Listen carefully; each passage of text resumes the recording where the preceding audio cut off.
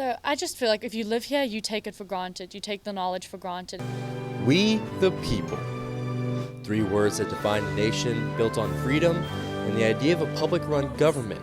But in modern times, knowledge of the inner workings of the nation may be scarcer than before. Students, by and large, are not paying a lot of attention to national politics except during very short periods of time. Joe White, an adjunct professor at MTSU and a former reporter on Capitol Hill, spent many of his years studying and teaching government history. A bill is being pushed through Tennessee State Congress that would require standardized citizenship tests to graduate high school.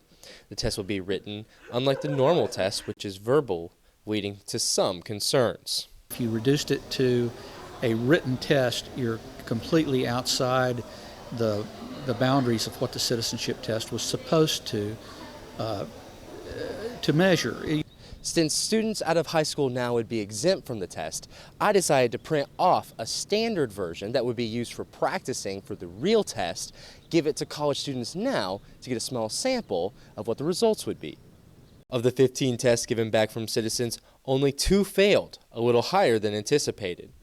I also gave the test to international students who have lived and want to stay here, who will eventually have to take the test in the future. The results were drastically different.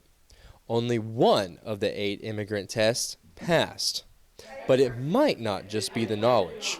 Which is why I say it's as much a test of the immigrant's understanding of English as it is a civics test.